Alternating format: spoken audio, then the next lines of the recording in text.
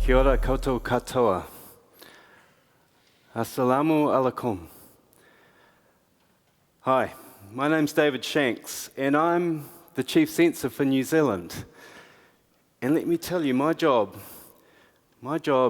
can really be something else. I mean, on Monday morning, I can get to go into work and see a big Hollywood movie weeks before its opening night. They will open up a whole cinema just for me. It's crazy. And this week, I've been binge-watching the latest Netflix series. Nothing unusual in that, you might think. I get to call that overtime. It's so cool. It's amazing. But there's a catch. The catch is, I don't only get to see and classify great films, shows, and video games. Sometimes I have to see other things, dark things. I'm talking about things like child sex abuse images, clips that I call torture kill videos, things that have been found on a criminal's cell phone or perhaps found on the dark web. See, part of my job is I need to decide what is so damaging, so potentially harmful, that it is illegal. I need to decide where that line is, and I need to decide what crosses that line. And so, sometimes in my job, I have to watch something that I know I really, really don't want to watch. That's the catch. And this happened to me one Saturday afternoon in March this year when I went into my office at home and I clicked on a file that had just been sent to me and I looked into the abyss. Because the video I watched then has now come to be known as the live stream video. For nearly 17 minutes, I watched as a young man drove to a mosque here in Christchurch, fixed a camera to his helmet, equipped himself with weapons, walked up to the front door, was welcomed, and then began to systematically kill everyone he could find. Men, women, children. A recording of the worst mass murder, the worst terrorist attack this country has ever seen. And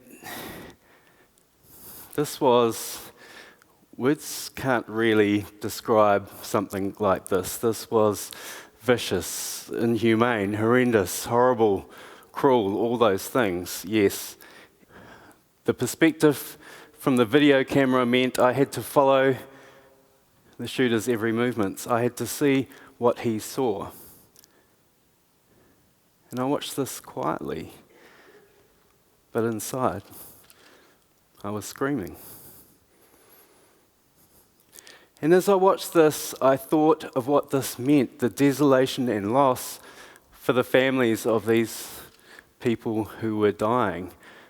The loss of fathers, the loss of mothers, the loss of sons and daughters. And I knew, as I watched this, I knew this same video clip had been watched by some of those family members. This had been watched by children lying on the floor of their schools in lockdown in Christchurch, waiting until it was safe to go home. This had been watched by thousands upon thousands of New Zealanders and many, many more around the world. This video had gone viral across the entire internet. Even as I watched, platforms like YouTube and Facebook were desperately trying to tag, identify, and take down versions of this video as many more streamed onto the web. When things get tough in my job like this, it's useful to remind myself of the rules. There are rules around what I do. And let me give you a basic guide. Rule number 1 is the state doesn't get to make the calls. If you value democracy, you don't let the state censor to suit itself. Because if you do that, then you end up somewhere like China, where literally anything that makes the regime look bad can be censored. And you don't want that. See, in our system, I and my deputy, we're appointed by the government and we work according to rules set by the legislature, and then the government gets right out of the way. Put it this way, if someone in government tried to tell me what to do about this live stream video, then they could get fired. I could get fired for listening to them. It's very clear. Rule number 2 is put freedom first. If you don't have to censor, then don't. Freedom of expression, freedom of speech, these are precious rights. They're critical rights. And censorship is a blunt instrument. It can only limit those rights. If you don't have to censor, don't. Rule number 3 is only censor to prevent or limit harm. See, censorship is a blunt tool, yes, but sometimes it can be applied, sometimes it must be applied when giving something free rein presents too big a risk to society. Sometimes censorship is the lesser of evils. So it helped to remind myself of these rules. Because as I watched this video, it made me feel sick. And if my gut reaction was all I needed to go on, then this would be easy, but that is not the test. Because records of events, even horrific events, vicious events, they can have value, historical value, social value, value to help us understand what has occurred. I need to be really sure of my ground before I censor something like that. So I pulled my team together. We had to watch this, we had to put our emotional reaction to one side, and we had to apply the rules. And we had to be realistic about what we were dealing with. This wasn't normal. This thing had gone all over the internet. This was everywhere. It was viral, and nothing can ever really be taken off the internet, can it? Maybe we should give up. Maybe it's hopeless. But you know what? Giving up was never really an option. Because my team and I, we could see what this was. This wasn't a record of events. This wasn't news. This was propaganda for death. And we watched this video and we saw all the signs. We saw the branding on the weapons, the white supremacy slogans, the coded music, the casual use of slaughter to snare attention. And we could see what this was. This was a terrorist product, a product designed to attract followers. It crossed the line. We banned it.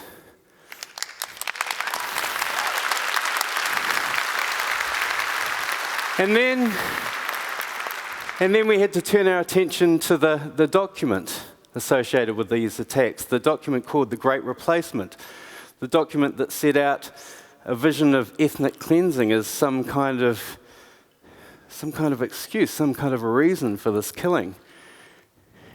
And we looked at this document and we could see the exhortations to followers to kill, the rationales for killing unarmed people, for killing women and children.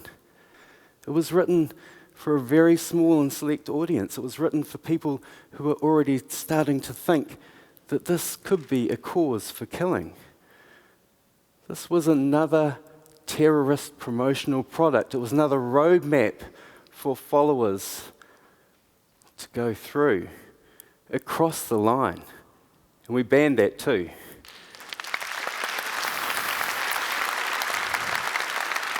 And then we told you what we had done. And we knew that so many of you had already seen these things. We knew in the aftermath you had shared them, trying to understand what was going on. We knew that, and we were sorry. But we told you, now these are illegal products. These are terrorist promotional products. If you have them, destroy them, delete them, don't share them, get rid of them. And you know what? I think most people breathed a little bit easier. And in fact, I had one big social media platform say to me, "Thank you.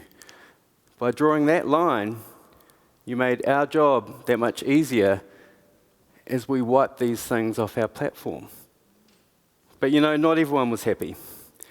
I started to get anonymous emails. I started to get ammunition brochures sent into my inbox and application forms for the American National Rifle Association. I had one writer write to me saying they would shoot me in the face if I ever brought my censoring ways to the land of the free. And that didn't bother me much, but it did remind me of something important. It reminded me that there is a paradox that sits at the heart of freedom of speech. And the paradox is this: if you really, truly value freedom of expression, if you value freedom of speech, then you have to set limits around it. You can't tolerate the intolerable. Because if you do, you just power up criminals, terrorists, bad regimes. If you give a terrorist freedom of speech, they just use it as a weapon. And once people like that gain the upper hand, your freedoms, your rights, they will be the first things that they crush. And now, we need to consider where the balance point lies between freedom and between protection. Our technologies can now amplify and spread hatred and violence, and we're seeing how this works, right? We've seen it. A few weeks after Christchurch, I read of a young man in Southern California who wrote his own document of hate before picking up an assault rifle and carrying out an attack on a synagogue. And I read the document. It was familiar. It was chillingly familiar. I read of how the writer was so impressed with the so-called Great Replacement Manifesto. What a catalyst it was. And then a few months after that, I read of another young man who loaded his assault rifle into his car, driving 1,000 kilometers across Texas to a Walmart in El Paso, where he shot dead 22 people. And another white supremacist screed designed to spread a contagion, posted online. And what's that telling us? Is that saying that it's hopeless? Is that saying there's nothing we could do to stop this hatred bleeding out and triggering atrocities in the US or Norway or anywhere else? Is it telling us that this machine that we have built now is too powerful, too global, too complicated to be made safer? But to address a big problem, you need to start somewhere. And we could do something here in this country in March this year, and we did. And you know what? It's hard to find the Great Replacement document in the live stream video online here in this country. You can find it if you work hard, but it's hard to find. And mostly the search engines and the big internet platforms are succeeding in flushing these publications away. And that means we might have some hope. I mean, we've seen Google and Facebook and others front and say, it's not okay. It's not okay our platforms were used to spread terrorist hatred, to spread killing like this. We will try harder. And they must try harder. We all must try harder. Because what we're seeing now, this network spread of violence, it's telling us we're losing our balance. And regaining our balance, that won't mean that global networks are liable for everything that is put on their platforms, but it will mean that they make them safer. They do a lot more to make them safer, and it will mean that they don't monetize the spread of hatred. And regaining our balance, that won't mean hamstringing reporters, getting in the way of them reporting the truth. We can all see reporting the truth is more important now than ever, but it will mean they report ethically, responsibly, that they don't fall into the trap of allowing their platforms to be hijacked by killers. In regaining our balance, that won't mean making it illegal to have unpopular or politically incorrect views, but it will mean that we limit the flow of violent extremism. It will mean that we limit the channels. It will mean we limit the channels used by terrorists, regardless of their beliefs or the colour of their skin. We can do something about this, and it won't be easy. It will be hard. Because what we're talking about now is finding a balance point for a global network, a balance point that works for many nations. And some people will tell you it can't be done. But you know what? I think it can be done. And I'm a chief censor. I see the worst of what people can do. If anyone should lose faith in people, it is me. But I haven't lost faith. We can do this.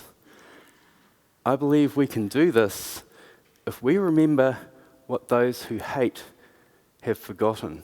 If we remember, despite our superficial differences as people, what connects us, what we have in common, is far more powerful than what is different.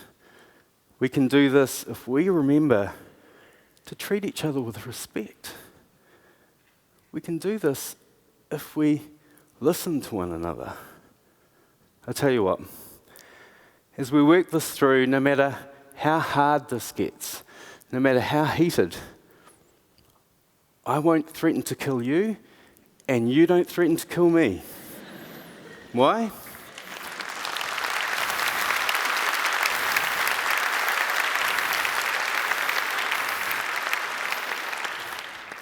And you know why?